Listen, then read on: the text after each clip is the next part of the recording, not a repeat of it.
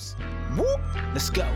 Hursty Games, and this is how we do. Now it's time. Hey there guys, welcome back to Hursty Games, and welcome to a quick investment and general overlook of Team of the Week 4 video. I've been asked in the streams quite a lot, players that I think are worth picking up, players that I think are worth investing in, and over the last couple of weeks I have been looking at Team of the Week cards, picking them up when I think they're at a decent price and looking to flip them on. Now, people in the streams have been asking me to kind of give thoughts on the Team of the Week 4, and it is early days because at the time of recording this, the Team of the Week has been out for about 3 hours, so it's not massively indented in on the market, but I'll give you guys a thought process as to prices that I'll be looking for some of these cards to drop to before picking them up. So if you enjoyed this video, then please do leave a like on the video. It supports me, the video, and the channel out a whole bunch. If you're new, hit that sub button and turn notifications on to be told anytime that you upload a video. But for now, let's get into this Team of the Week 4 and let's start looking at these cards, and I'll tell you which ones I think are going to be good pickups for this Team of the Week and good prices to pick them up for. Let's go. Okay, so for those who haven't seen the Team of the Week, this is it in front of you here. This is the starting 11, and the bench and reserves are just down there. So feel free to pause it and have a little look at them. This is Footbin, is the site I'm using. It tends to be my go-to for looking at card prices if I'm not using any other sites and stuff like that. And there's a few cards that immediately jump out to me here. And the first one that jumps out to me is Oyarzabal. Now, this guy, honestly, at 18,750 would be a great pickup. However, 20,000 is what his current price is. I am honestly hoping that he drops to about 18k during the week. Because for an 86 rated card, okay, the only stinker on this card is 3-star, 3-star. But 3-star, 3-star doesn't even feel that bad, this FIFA. It genuinely feels like 3-star, 3-star is genuinely usable. So for me personally, Oyarzabal, if you can get him at around 18,000 coins, you're going to be laughing. Realistically, 120,000 as his max price. I just feel like he can't stay this low. He genuinely cannot stay this low. One thing that might increase this price a little bit, a bit of a spike that we might see, is if we get an SBC that people are interested in and it needs an inform, because then all of a sudden he is going to take a small spike. But I honestly, I'm going to try and pick this guy up for around 18,000 coins, and then I'm going to hold on to him. I'm going to hope that he goes to 30 plus, and I think it's possible. I think it's likely. I think people know that there are some good links that he can link to, and he's an easy link in on those cards. And him being an 86 rated inform, I do genuinely think he is just going to be very, very good to try and pick up. Another card for a similar reason is Thomas Mller. Now, realistically, 88 rated card, German, Bayern Munich Bundesliga, very easy links. He's 28,000 coins. Again, his price range is less than Oyarzabal, so that to me again shows another reason why EA think his price is going to go up, because why would they give him 120k as a max and then Thomas Miller only 80k as a max when he's higher rated by 2? It's a bit of a weird one. The only stink on this card is his pace. Like, literally, if you ignore the pace, let's say that was 80, this card would be very desirable. It's a good league, it's a good nation, it's a good team, and therefore very good links. Now, I expect this guy to also eclipse 30 relatively comfortably, and possibly even push up to around the 40k mark. And that's not because, oh, he's incredibly meta, he's incredibly usable, but he's very good links, and he will get solid links to other players. And all it takes is a decent player of the month from the Bundesliga, a decent Bundesliga player of the month that's even from Bayern Munich. That would be even more beneficial. And realistically, Mller will go up in price. I think once this card is out of packs, give it a week or so, and I genuinely expect to see him at least at the 40k mark. So Miller is someone that I'm definitely going to keep my eyes peeled on, and I'm going to try and be patient for the low 20,000s. That's what I think will be a good pickup price for Miller. If you can get him between that 20 and 24, 25, then genuinely I think this is a very safe and very smart investment if you're patient with it, because I think he will take a little while to go up. But once he's out of packs, I do expect to see him go up as well. And the kind of, I'm not going to say the last player, but the last one that really does stick out to me is Bastogne. Now, he was this week's star player or featured player, whatever they want to call it, featured team of the week. His card's not bad, and I'm a little bit surprised to see that he is this cheap. Now, the acceleration's a tad low, but realistically, that's a really good card, and I don't quite understand why people are letting this stay this cheap. Like, just an anchor makes him 75 pace and gives... Look at this. This is ridiculous. For 15k, 16k, It genuinely baffles me, and again, I'm gonna hope that he drops to below 15, and if he does, I think he's an incredibly safe pickup at below 15k.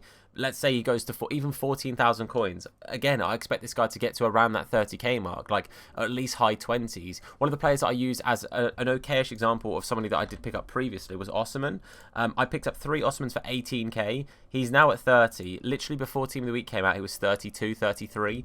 So for me, the main difference between someone like the Bastogne, for example, or the Mller or the Oyarzábal is that he's pacey, and you could maybe argue his 4-star weak foot makes him more meta, but he's still only got 3-star skills, so it's not like he's some 4-star whiz kid. He's a good card, but he's nothing crazy. So for me personally, somebody like Bastogne is going to go up in price. I don't see him staying at a low price. If you look at some other featured players, you've got Ivan Toney, for example. His price never massively picked up. For me, that's because the 3-star, 3-star, and an okay card, that for me, I think, is what's kind of been a little bit hit and miss with this. He's decent-ish in-game, but he's nothing ridiculous. On Xbox, he did bounce a lot better than he did on PlayStation. On PlayStation, I think the highest he's been is 20, 22. The new Team of the Week has seen him obviously just dip down a little bit. And then the Team of the Week feature from last week, we had Jonathan David, who I'm actually currently using in my team. He's taken a little bit of a dip today, but now that he's out of packs, I expect to see David go up a fair bit. I expect him to maybe get to about 40,000 coins, and I think he will be a very, very decent pickup if you did pick him up. Now might even be an okayish time to try and pick him up if you can snipe him for 24, 25, or maybe a little bit less, obviously, than 25 if you're going to snipe him. But yeah, Bastogne for me, I do genuinely see going up in price. I think he's not the most meta, but literally an anchor card, and he looks incredible. He becomes a 91 rated centre back. Has he got the most pace? No, but it's not the end of the world. If you really want to throw a shadow on him, he's still incredible. That's a ridiculous card, and it's 80 pace then as well. So for me, I don't see how this card is as cheap as he is. I don't get it. For me, it's a no-brainer. I think Bastogne is also going to be fantastic. 2 players I'm going to be keeping an eye on here on the bench. I'm going to be keeping an eye on Zano, but I don't think Zano is going to drop massively. I mean, if and this is a big if, this card dropped to maybe 30k, I'd consider maybe going, you know what, I think he's going to bounce back. But I mean, he's got 200k as a price, so there's a high chance that there's a lot of wiggle room there, and there's a lot of chance of him really bouncing up in price a little bit.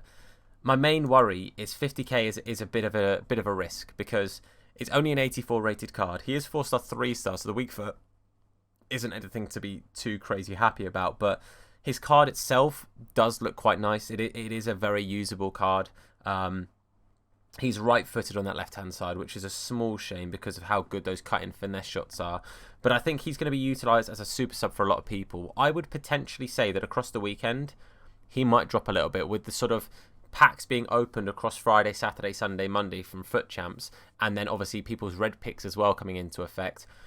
I personally think that Lozano will take a bit of a hit in price, and I think if he does drop to around the 30k mark, I'm definitely going to keep an eye on the possibility of a rebound, and I think that he would be pretty good to pick up if he does drop much lower than he is right now. So Lozano is somebody I'm going to be interested in, and Gavard is kind of the same thing. Now, the thing for me with Gavard is he has to get like a link of some sort to somebody, because you can't necessarily run Gavard completely on soft links unless you have an all Bundesliga defense and a good chunk of your Bundesliga midfield as well. So Gavard for me is a bit situational, because his card is fantastic. I really like the look of this card, and again, you just look at the pace, 85 pace on a centre back. This guy does play left back internationally as well, so that does show with his pace a little bit there. But he's got a +9 on his defensive stats with this inform, a +9. That is a huge boost. And again, let's just, for example, go ahead and put an anchor card on 90 pace on a centre back. It's outrageous. It's an incredible looking card with an anchor. Again, 120 as a max price here. I'm expecting Gavard to drop to the low to mid 20s.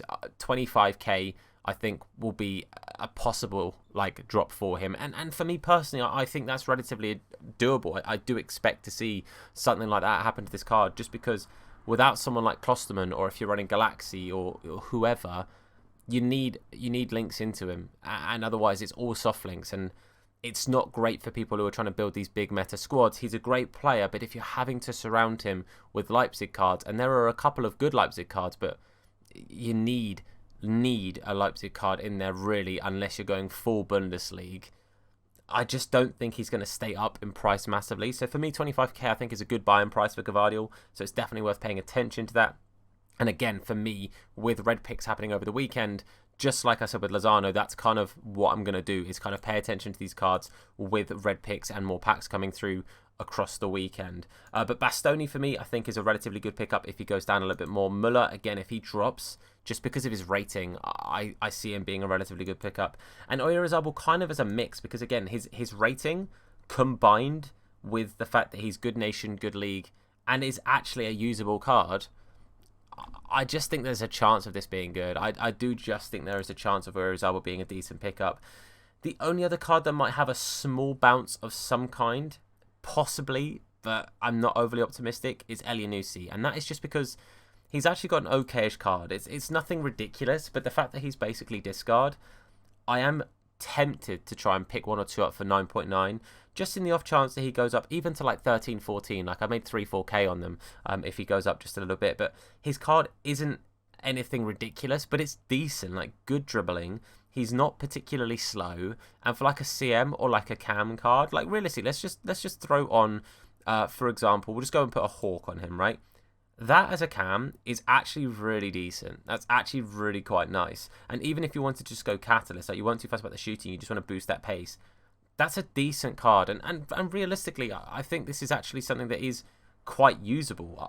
I think Elneny is going to be a good little pickup, but in regards to actually picking him up for cheap and making profit, I can't sit here and guarantee to you right now that Elneny is definitely going to bounce up in price, but picking him up at 9.9 I think is a very, very safe, low budget investment. The small risk being you might not make loads of profit, but I think there's a chance of it, and all it takes is, you know, he's Norwegian, he's got a couple of little cheeky links, someone like a Haaland. I know not many people run Haaland, but he's got a couple of cheeky links, and I just think he looks okay. Again, it's kind of like the Gavardiol situation, where you need like basically a full Prem team around him. The difference being this guy's 10k and discard, not 30k like Gavardiol. But yeah, those are kind of my thoughts. There's a few standout players. There's a few players that I'm definitely going to be monitoring. Romero would be interesting. I'd consider Romero. I don't know what it is. I don't know if he's going to sort of drop and bounce back up. I kind of think he's going to find a price and kind of plateau a little bit. I don't think he's going to drop too much.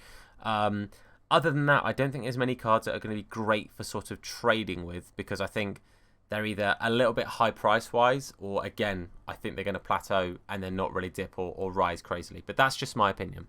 Now, please, obviously, take what I'm saying with a pinch of salt here, and please do your own research, and please make sure you're paying attention to these prices. These are just things that I'm going to be looking for, and things that I am paying attention to. This isn't a guide to say, definitely go and do this. These are things that I'm saying, I'm paying attention to these players. These are the kind of prices that I'm going to hope they drop to, and if they do, I'm personally going to buy into it and try and make returns on them. And again, some of these things might change. Some of these things might alter. Some of my opinions on these cards might alter as well. It could be that by Friday, Thomas Mller has become like stupidly expensive. As I say, it just takes one decent SBC and informs could very easily bounce up in price. But for me personally, I'm going to pay attention and be like vigilant with what I'm looking out for. I'm vigilant with these prices to make sure that if I'm picking a player up, I'm picking them up for the right price and a safe price that's reboundable and profitable should they go back up in price. So hopefully you found this helpful. If you have, then please do leave a like on this video. It supports me, the video, and the channel out a whole bunch. If you're new, hit that sub button and turn notifications on to be told anytime that we upload a video. If you want to catch us on our live streams, Hursty Games over on Twitch, check out the link in the description. And while you're down there, find the links to our channel sponsors for M21 and Real Footy Prints. Code Hursty will get you a discount of both. But for now, guys, I want to say a massive thank you for watching. I've been Tom. You guys have been awesome, and I'll see you soon. Look after yourselves, and of course, wash your hands.